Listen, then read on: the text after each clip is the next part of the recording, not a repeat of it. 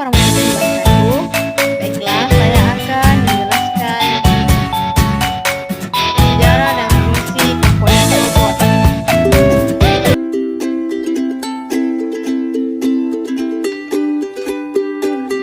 Sejarah robot. Kata robot diambil dari kata yang berasal dari kata robota, yang mempunyai arti pekerja, dipopulerkan oleh Isaac Asimov pada tahun 1950 dalam sebuah karya fiksinya. Robot biasanya digunakan untuk tugas berat, bahaya, pekerjaan berulang dan kotor. Biasanya menunjukkan robot industri digunakan dalam garis produksi. Penggunaan lainnya termasuk pembersihan limbah beracun, penjelajahan bawah air dan luar angkasa, pertambangan, cari dan tolong, dan pencurian tambang.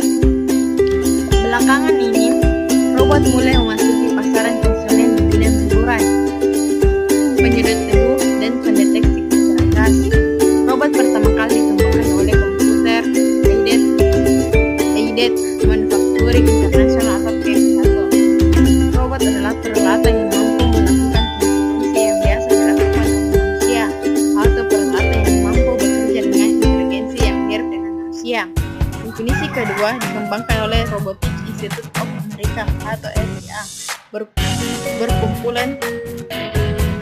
berkumpulan pembuat robot yang lebih menitik beratkan terhadap kemampuan nyata yang dimiliki oleh robot terhadap kemiripannya dengan manusia.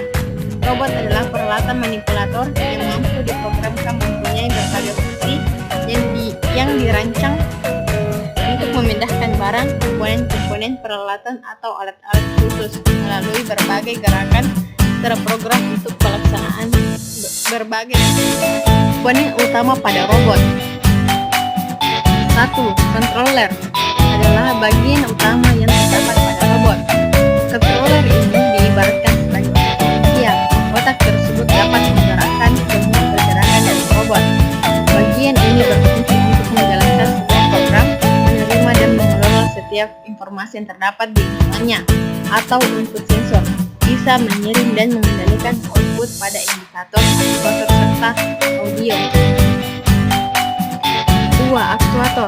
Aktuator merupakan bagian yang diibaratkan sebagai otot pada manusia. Fungsinya adalah untuk menggerakkan robot. Biasanya robot beroda menggunakan mesin motor sebagai penggeraknya dan membuat robot dapat berpindah tempat.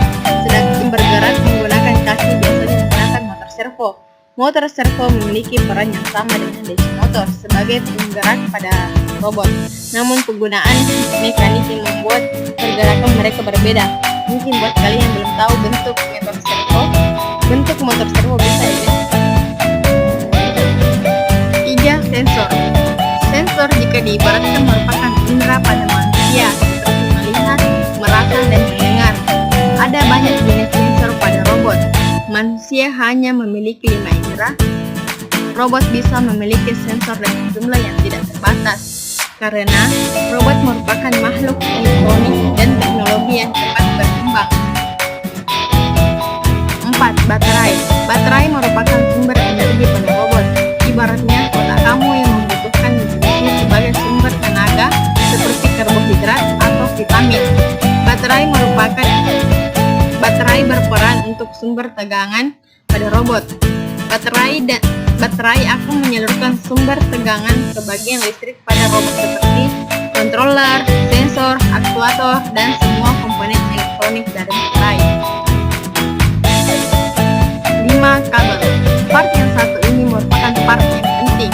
Ibaratnya kabel merupakan darah, urat, dan saraf pada manusia. Pada bagian robot digunakan sebagai penyalur suatu arus. Bisa juga sebagai saluran antara input dan output pada robot. 6. Frame. Pada bagian frame, biasanya frame digunakan sebagai tulang yang menyangga antara servo pada robot. Membentuk bagian pada robot menjadi berbagai macam bentuk dan penunjang penampilan pada robot. Untuk robot beroda seperti line flower, biasanya ada yang berbentuk kotak, bulat. Untuk robot beroda seperti line flower, biasanya ada yang berbentuk kotak, bulat, maupun segitiga. Pembentukan frame tergantung dengan